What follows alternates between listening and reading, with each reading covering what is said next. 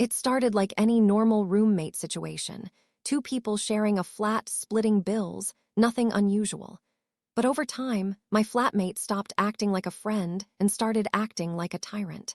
He kept reminding me that technically, the lease was in his name. Every argument ended with the same threat. Maybe you should start looking for another place. What he didn't know was that I already was.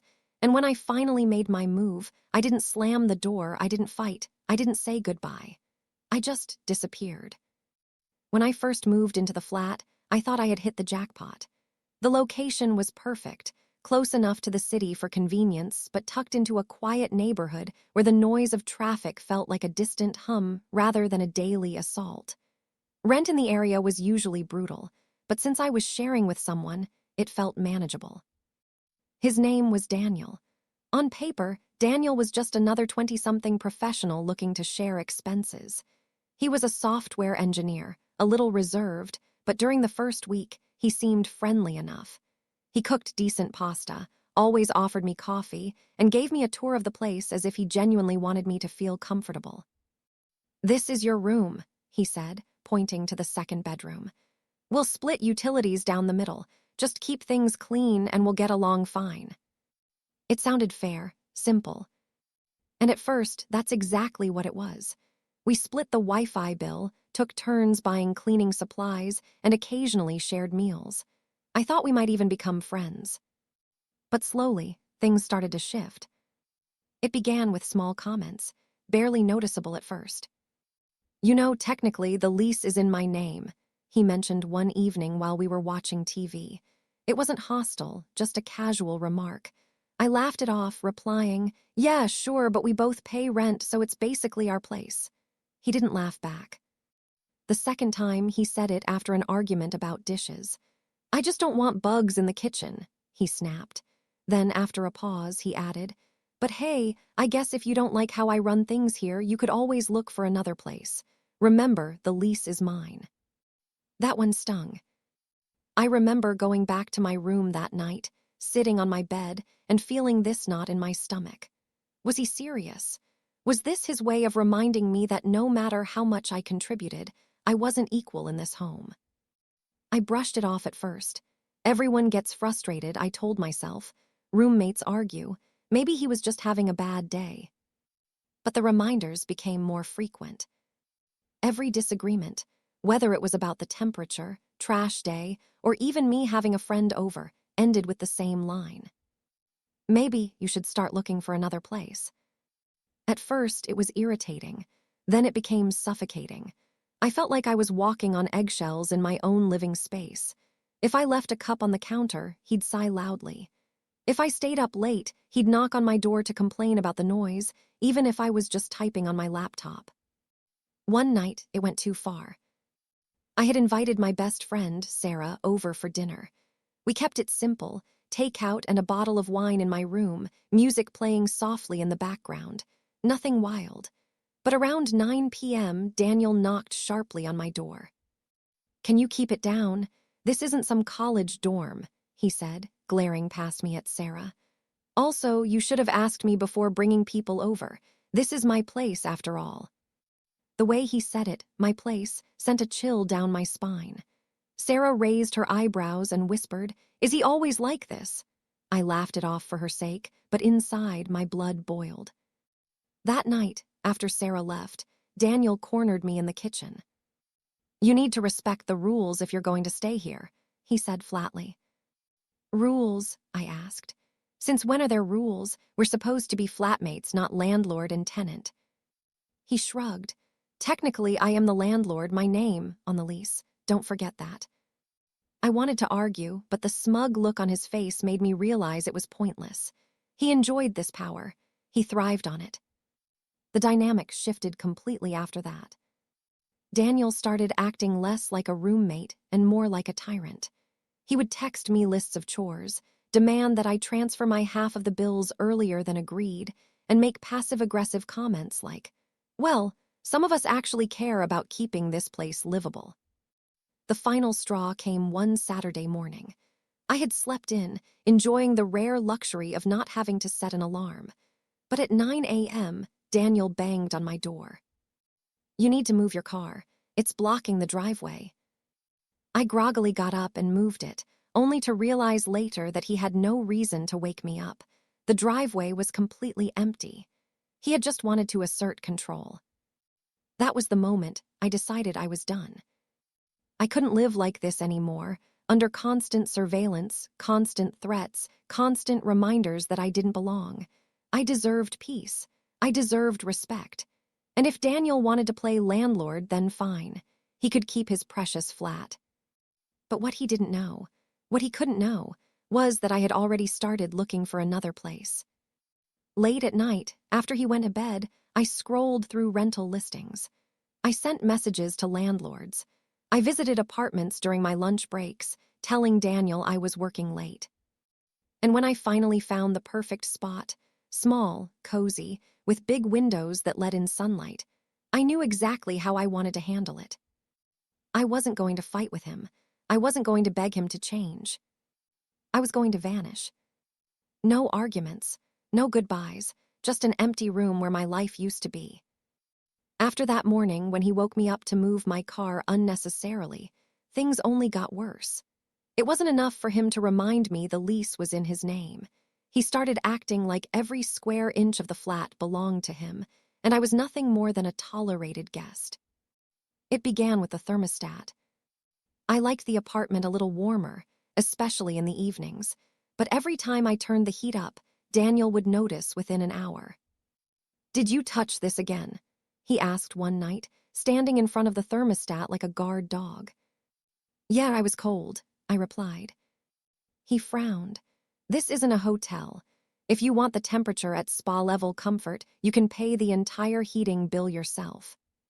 I wanted to snap back, but instead I muttered, "Fine," and retreated to my room with a blanket. Then came the kitchen policing. He would leave sticky notes on the fridge. "Don't use my almond milk. Wash knives immediately after use. Only recycle bottles in the blue bin, not cans." At first, they were mildly irritating.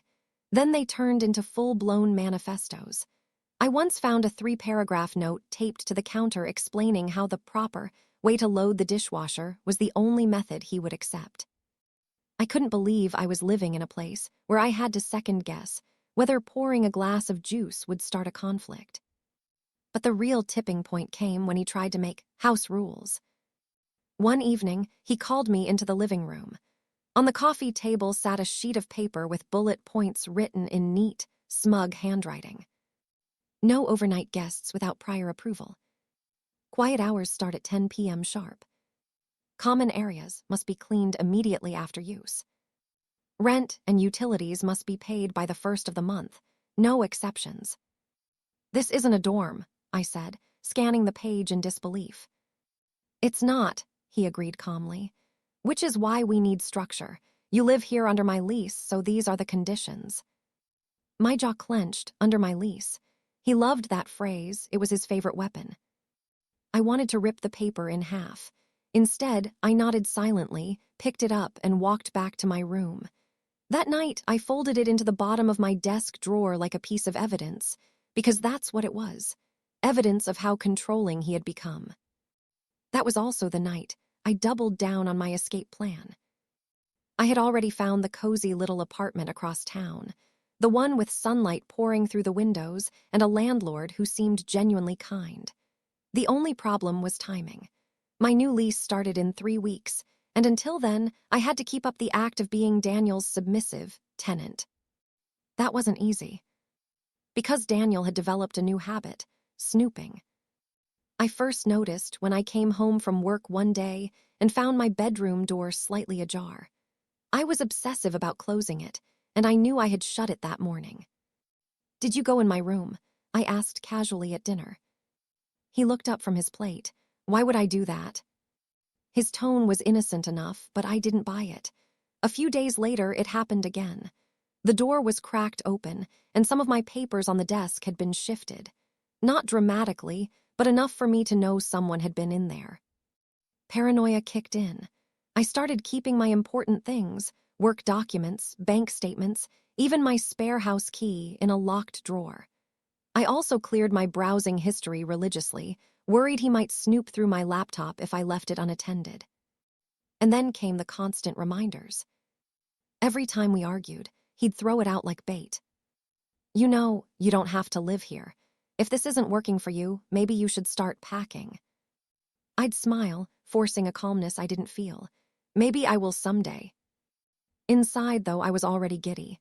Because I knew something he didn't, I was packing. Slowly, quietly, piece by piece.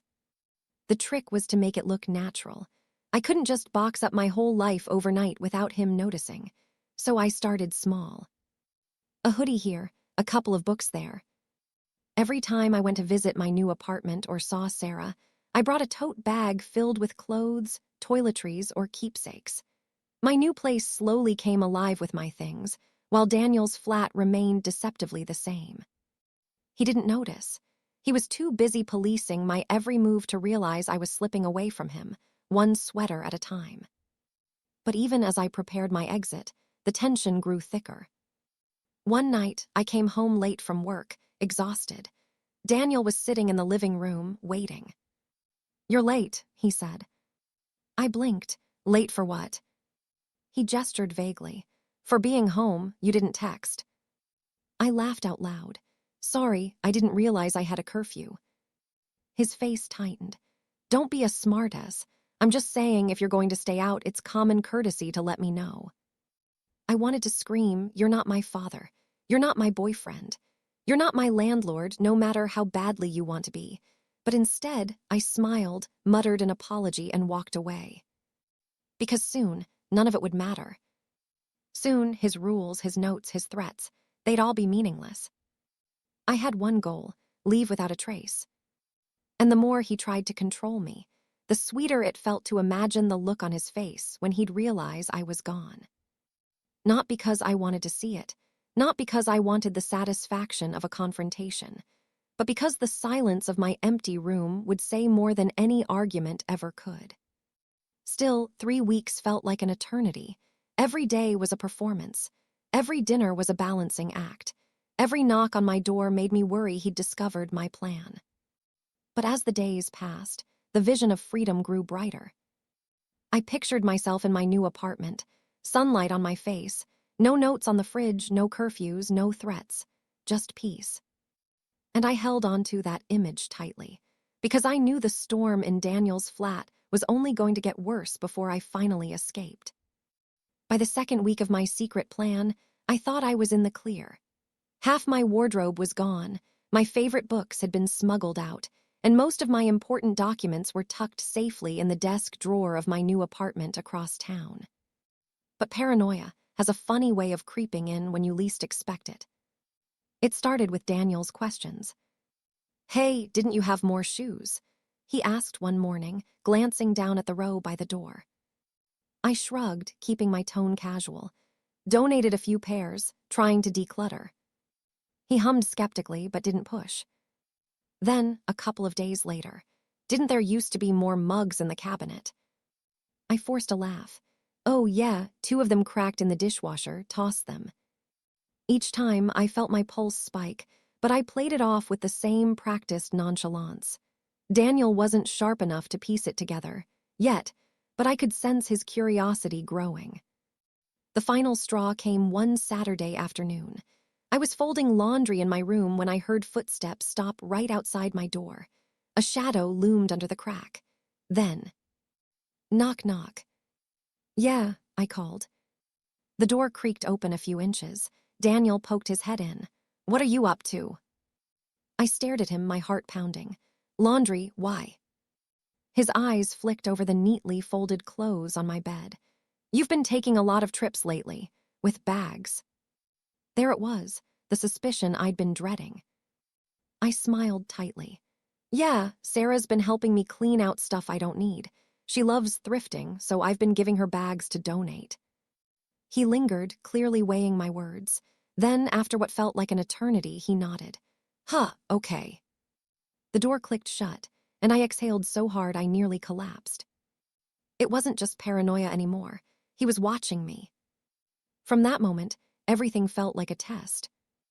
If I left a tote bag by the door, I could almost feel his eyes narrowing. If I spent too long in my room, I wondered if he was listening outside. Every second in that flat was suffocating. I started moving even more carefully. Instead of hauling out big bags, I slipped out with a backpack whenever I went to work. Inside, I'd wedge whatever I could. Photo albums, chargers, even a few kitchen utensils I couldn't live without. I became an expert at misdirection. When Daniel asked where I was headed, I'd shrug and say, "Just meeting Sarah," or "Gonna hit the gym." Meanwhile, each trip was one more piece of my life disappearing from under his nose. But Daniel wasn't letting up. One night, I came home to find him sitting in the kitchen, scrolling through his phone. He didn't look up as I dropped my keys on the counter, but his voice was sharp. "You've been quiet lately." "Work, been busy," I replied, keeping my tone even. He set his phone down and stared at me. "You're not planning something, are you?" The question was so blunt it nearly made me choke. "Planning something," I repeated, feigning confusion. He leaned back in his chair. "I don't know, you've just been off, like your head's somewhere else." I forced a laugh. "Relax, I'm not plotting a coup, just tired." He smirked, but his eyes stayed locked on me. For the first time I saw it, doubt, distrust. And in that moment, I realized something chilling. Daniel wasn't just controlling. He was territorial. He didn't want a flatmate. He wanted someone who played by his rules, who lived under his thumb, who never challenged the illusion that he was in charge. If he found out I was leaving, he wouldn't just be angry. He'd take it personally. That made the next week unbearable. I started timing my moves carefully. Early mornings when he was still asleep, late nights when he was out with friends. Every trip to my car felt like a covert operation. One night, I nearly got caught. I had stuffed a backpack with electronics, a spare monitor, my old DSLR camera, and some cables. As I slipped out the door, I heard his voice from the living room. "Where are you going with that?" My heart nearly stopped. I turned, forcing a grin. "Sarah's laptop broke. I told her I'd lend her my monitor so she can work, just taking it over." Daniel narrowed his eyes like he wanted to push further, but after a tense pause, he shrugged. "Whatever." I walked out as calmly as I could, but the second I hit the parking lot, I broke into a sweat. This was too close. And yet, the closer my move-out date came, the more desperate I became to see it through. Every night, I'd lie in bed, staring at the ceiling, imagining the moment. My room completely empty, my bed stripped bare, Daniel opening the door to nothing but silence. No note, no explanation, just absence. That image fueled me. It was the only thing keeping me sane in that suffocating apartment. But then, with less than a week left, Daniel pulled one final stunt. It was a Tuesday evening. I walked in to find him standing in the hallway, arms crossed. "We need to talk," he said flatly. My stomach dropped. "About what?" He gestured toward the living room. "Sit." Reluctantly, I obeyed. "I've been thinking," he began, packing slowly. "This isn't working. You and me, you're not pulling your weight, you're distant." I bit back a smile. If only you knew why. "So here's the deal," he continued. "If you want to stay here, fine, but from now on you'll pay a bigger share of the rent, 60-40, and you'll handle utilities." I blinked. "Are you serious?" "Dead serious. Otherwise, maybe it's time you start looking for another place." The irony nearly made me laugh. He thought he was cornering me. He thought he was tightening his grip. And all the while, I was slipping through his fingers. I nodded slowly, hiding the glee bubbling inside me. "Okay, I'll think about it." Inside, though, I wasn't thinking about his ultimatum. I was thinking about the countdown. 4 more days. 4 more days of pretending. 4 more days until freedom. The next few days felt like walking through a minefield. Every conversation with Daniel was tightrope balancing. One wrong word, one wrong move, and he'd sniff out what I was doing. But beneath that fear, there was a growing excitement.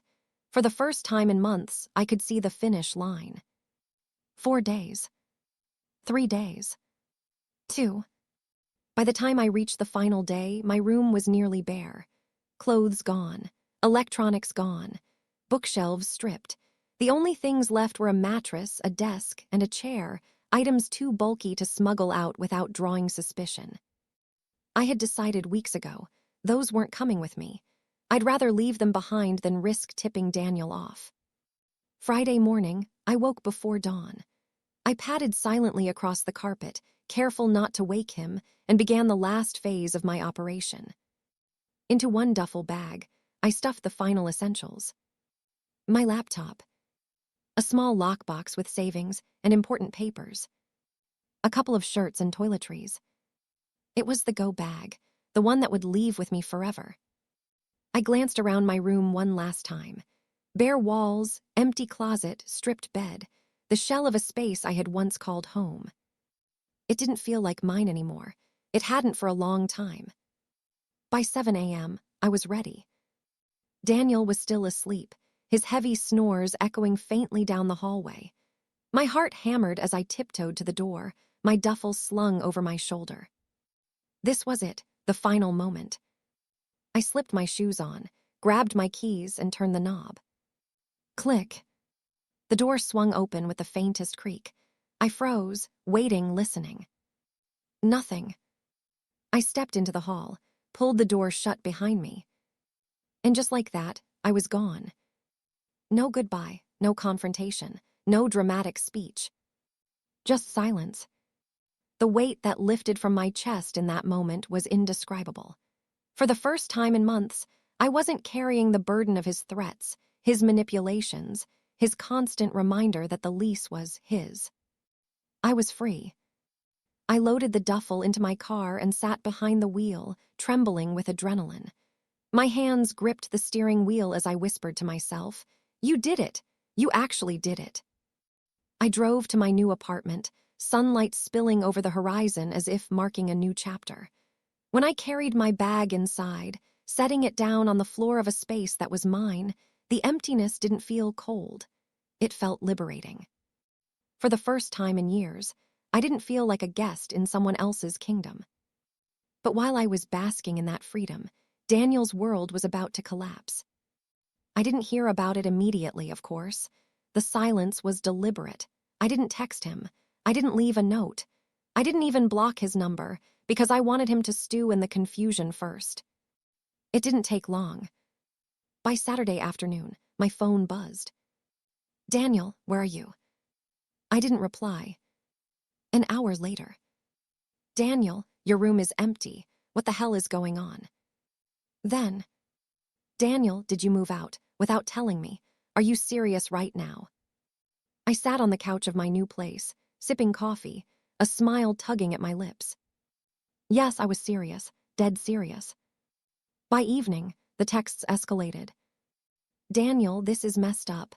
You can't just leave like that. I should have had notice. I could have gotten another roommate. Now I'm screwed for rent. Daniel, you're selfish. After everything I did for you." I laughed out loud at that one. Everything he did for me, the constant threats, the attempts to squeeze more money out of me, acting like he owned not just the apartment but me. No, he hadn't done anything for me. He'd only done things to me. By midnight, the messages turned desperate. "Daniel, please, man. At least help me cover this month's rent. You left me high and dry." That was the cherry on top.